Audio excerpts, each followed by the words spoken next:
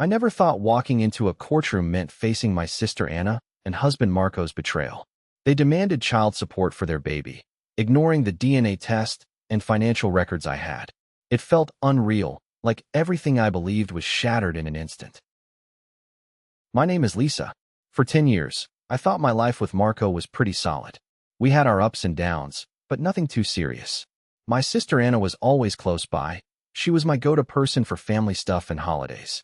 Lately, though, things started feeling off. Marco seemed distracted a lot, and Anna was missing at times she usually never skipped. At first, I told myself it was just stress or busy schedules. I didn't want to believe anything else. But deep down, something didn't sit right. Looking back, those little moments were the first cracks. I didn't know then how tangled the lies would become or how much they'd change everything I thought I knew. I was sitting in our home office, the one room that always felt cramped with papers and files everywhere. I was trying to organize some of the clutter, mostly old bills and random documents Marco had left scattered around. His desk drawer was half open, and as I moved some papers, a small unmarked envelope slipped out and landed on the floor. I didn't recognize it, so I picked it up, curiosity making my fingers tremble a little. I opened the envelope carefully, not sure what I was about to find. Inside were some printed pages, DNA test results. My heart started pounding fast. The name Marco was right there in black and white. The test showed he was the father of a baby I didn't know existed. My hands shook so badly that I had to sit down on the floor to keep from dropping the papers. I stared at the results again, hoping maybe I was misunderstanding something. But the numbers and charts didn't lie. It wasn't just about Marco cheating, it was about a child, a living proof of that betrayal. I remember feeling cold, like the air had left my lungs. I tried to steady my breathing, but the shock was too much. I didn't want to believe this. Marco never mentioned any baby. Not once. And I thought I knew everything about our life together. I stayed there for a long time, clutching the envelope, trying to make sense of what this meant. The silence in the room was heavy, broken only by the sound of my shaking hands. I thought about how this changed everything. This wasn't just a secret affair anymore. There was a child involved. That made it real in a way I couldn't ignore. I wanted to scream, but no sound came out. I felt like I was trapped between anger and numbness. I kept reading the pages, looking for any detail that could explain why Marco hid this from me.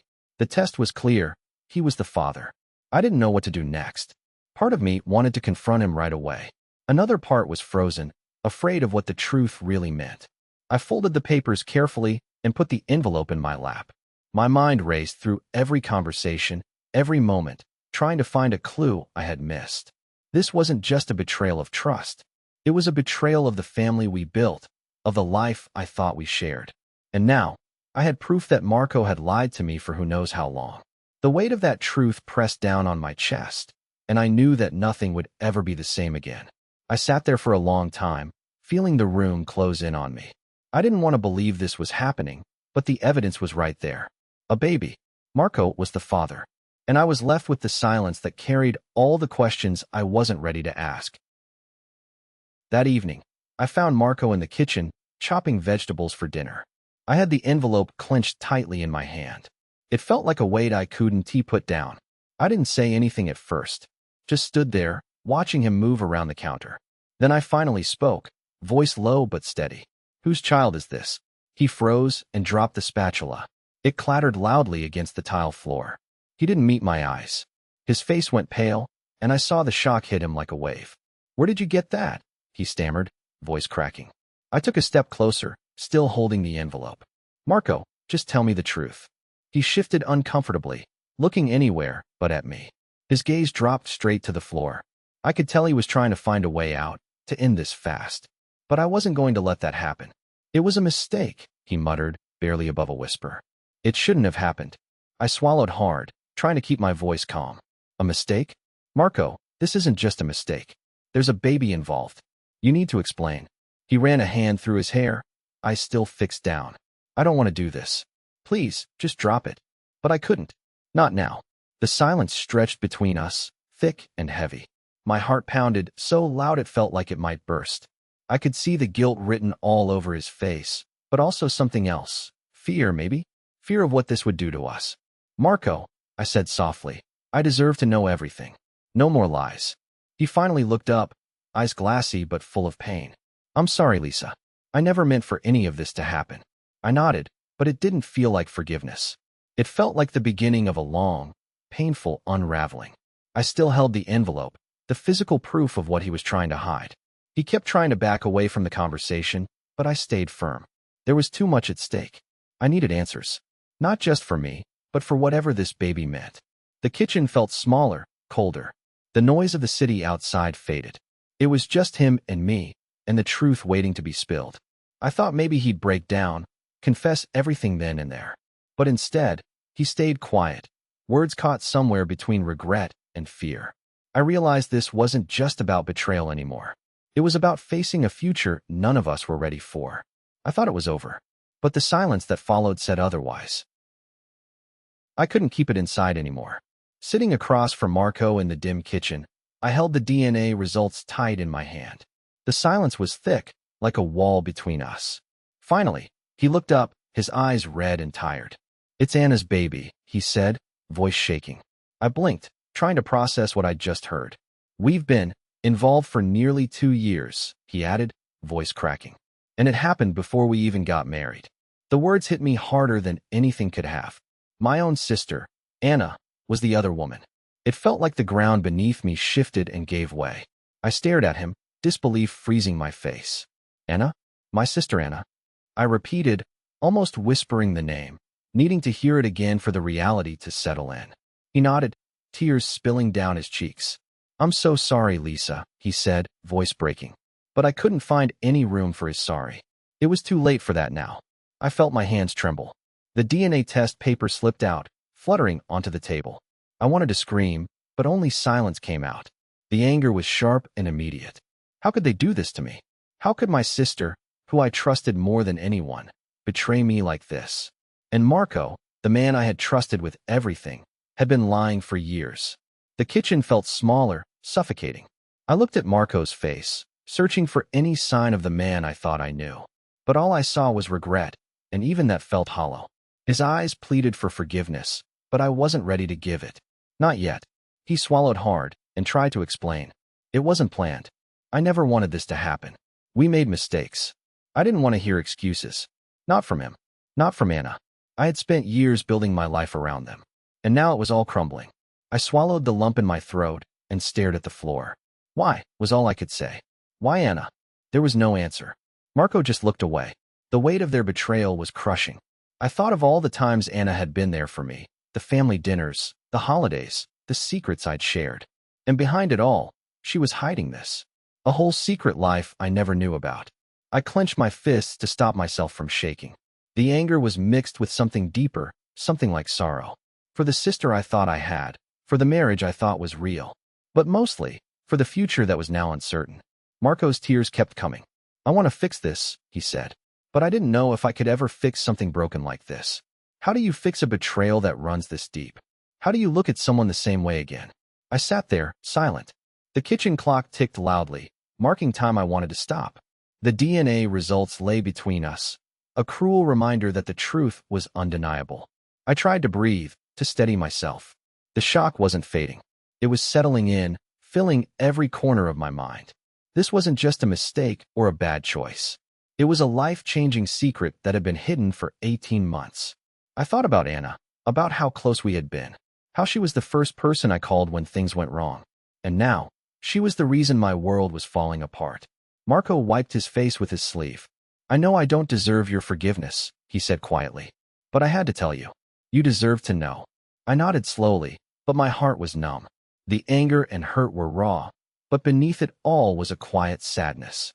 A part of me still hoped for some kind of explanation, some reason why this happened. But the silence between us said everything. The betrayal was complete. The trust was broken, and there was no going back.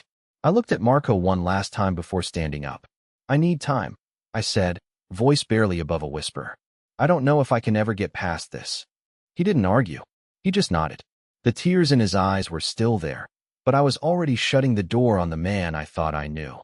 I left the kitchen, the DNA test still on the table. The room felt empty, like the life I'd built was evaporating right in front of me. I thought it was the end of the conversation, but the silence that followed said otherwise. I didn't want to go to Anna's apartment. Not really. But I needed answers, even if I wasn't sure I wanted to hear them. The envelope with the DNA results still felt heavy in my hand as I drove over. When she opened the door, her face went pale the moment she saw it. No words, just that look like she'd been caught. "Lisa, please, let me explain," she said, voice shaking. It sounded so familiar, almost like Marco's words. Those same empty apologies that didn't mean a thing. I stood there, envelope still in my hand, and for a moment I hesitated. I didn't know why I stepped inside. Maybe I hoped she'd say something that would make sense. Or maybe I just wanted to see the person who'd betrayed me so deeply. The apartment was quiet, too quiet. She motioned me to sit, but I stayed standing, clutching the envelope tighter. The tension felt thick between us. I looked at her and said, "You betrayed me." "For what?" "For him." My voice cracked, and I didn't bother hiding it. Anna's eyes filled with tears. She looked away, then back at me, voice breaking. "I didn't mean for it to happen like this. It just spiraled out of control." She swallowed hard. "It started with feelings I couldn't handle. I thought I could stop it, but I didn't." There was shame in her words, but it didn't make it any easier to hear. None of it made sense. She kept going, trying to explain how lonely she'd felt, how complicated everything was. But none of it mattered now. None of those reasons made up for what she'd done. I sat down, feeling numb. Her confession was raw, but it didn't erase the hurt. "I trusted you," I said quietly. "You were my sister." My hands trembled as I pulled the envelope closer. "And you chose him over that, for nearly 2 years." The weight of her betrayal settled on me like a stone. Anna sobbed then, openly. "I'm so sorry, Lisa. I wish I could take it back." But apologies had lost their meaning a long time ago. I wanted to scream, to cry, to run away. Instead, I just sat there, listening to her break down. After a while, I stood up.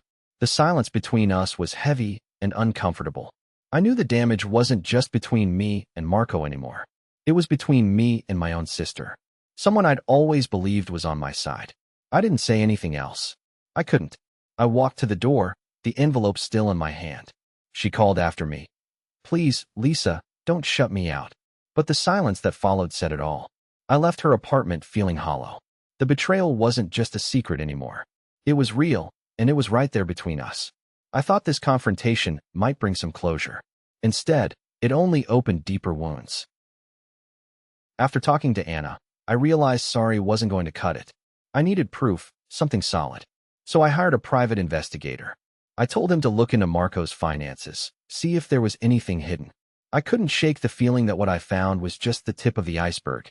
A couple of weeks later, the investigator called me. He said he had something important. I met him at a small cafe near our home, and he slid a thick envelope across the table. Inside were pages of bank statements and transaction records. My hands trembled as I flipped through them. The documents showed Marco had been moving money regularly, $15,000 at a time. What shocked me was the recipient, an account under Anna's name. It wasn't just random transfers. It looked like he was saving up to support a life with her, away from me. Every few weeks, the same amount went into that account. It was consistent for months. I stared at the numbers, feeling my chest tighten. This wasn't a mistake or a moment of weakness. Marco had planned this. The pattern was clear. He wasn't just cheating.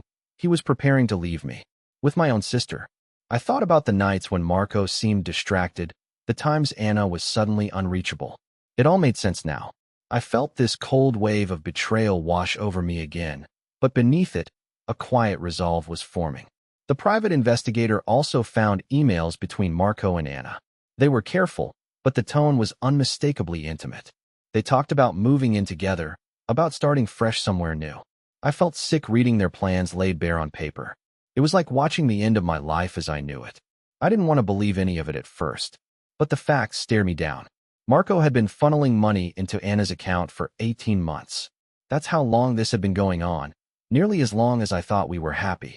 I kept the documents in a folder on my desk, but I barely looked at them. The weight was too heavy. I was angry, yes, but there was also shame. Shame that I'd been so blind. Shame that my sister could do this to me. And somewhere deep down, a part of me still hoped there was some way to fix this, though I knew there wasn't. That night, I sat on the couch, the folder on the coffee table in front of me. Marco was asleep in the bedroom. Unaware, I'd uncovered everything. I felt a strange calm, like the storm had passed but left the sky gray. I realized I couldn't stay silent anymore. This wasn't just about us anymore. It was about protecting myself. I called a lawyer the next day and explained everything. I showed her the bank statements and emails. She said this was serious, financial fraud and emotional betrayal combined. She told me I needed to act fast to secure my rights and protect my future. For the first time in months, I felt a flicker of control. I wasn't just a victim in their story anymore. I was ready to fight back. I didn't know how it would end, but I knew what I had to do. I thought it was over. But the silence that followed said otherwise. I knew I couldn't handle this on my own anymore. After finding the financial documents the investigator uncovered, I felt overwhelmed but also determined. I called a lawyer the next day and set up a meeting. His office smelled like old books and leather, which somehow made things feel more real. I laid out everything. Marco's infidelity, the DNA test proving the baby wasn't mine, and the financial records showing the money funneled into Anna's name. I showed him the receipts, the bank statements, and the private investigator's report. The lawyer listened quietly, occasionally jotting notes. When I finished, he looked up and said, "You have a strong case here, both for divorce and fraud." Hearing those words was strange. Part of me wanted to cry, but mostly I felt a flicker of control I hadn't had in months. He explained how we would start by drafting divorce papers that included the evidence of financial deceit. Then, we would file a lawsuit to protect my interests, especially because Marco had been hiding money and acting deceitfully. It was empowering, in a way, to finally have someone on my side who understood the law and what I was up against. The emotional mess Marco and Anna left me in was heavy. But this step made me feel like I was moving forward, not just stuck in anger and betrayal. The lawyer assured me the documents would be airtight and that the court would see the financial manipulation clearly. He said it was crucial to be thorough since Marco and Anna might try to deny everything once it got to court. I remember sitting in his office, watching him type up the first draft of the divorce papers. The words fraud and infidelity were right there in black and white, staring back at me.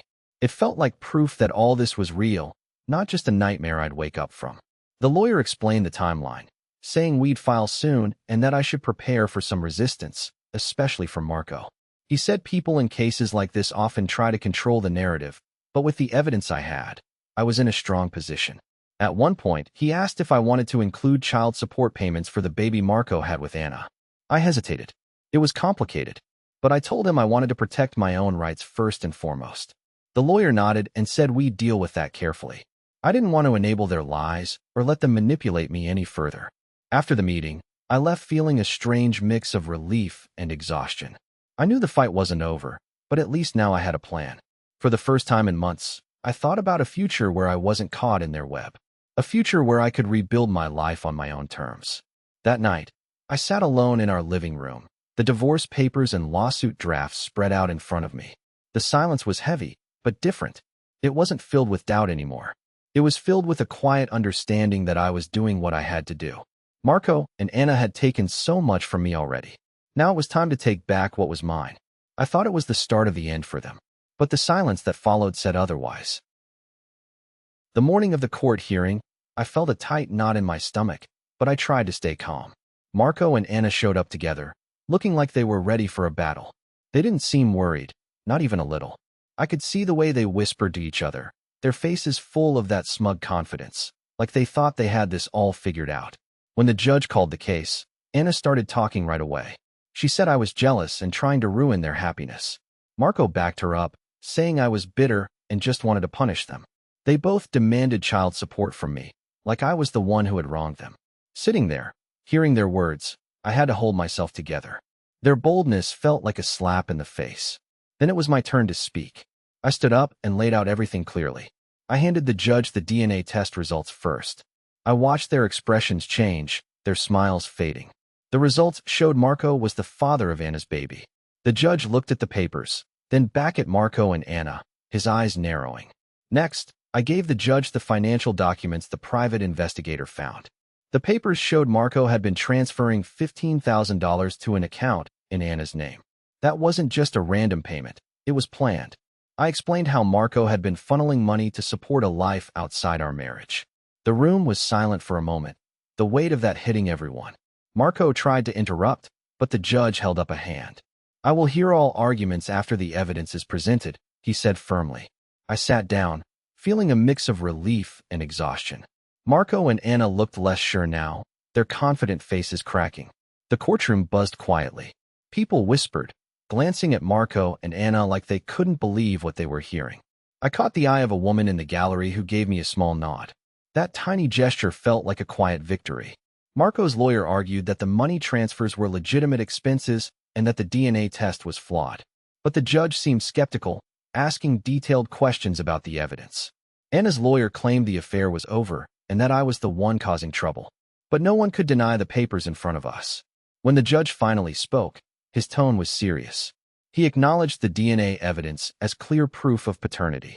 He also noted the suspicious financial activity as a strong indicator of deceit. The judge said this would affect any child support claims and could lead to further legal consequences for Marco. As the hearing ended, Marco and Anna's defiance had disappeared. Their faces were pale, their shoulders slumped. I stayed quiet, feeling a strange calm wash over me. It wasn't joy, not exactly. More like a steady sense of justice finally catching up. Walking out of the courtroom, I didn't look back. The silence between us said more than words could. I thought maybe it was over. But the quiet tension told me this fight wasn't finished yet. The truth was out, and I was done hiding. The judge's words still echo in my head. She acknowledged all the evidence, the DNA test, the bank statements, the private investigator's report. For the first time in months, I felt a lightness I hadn't dared to hope for. Their claims for child support were dismissed outright. I was free from that nightmare.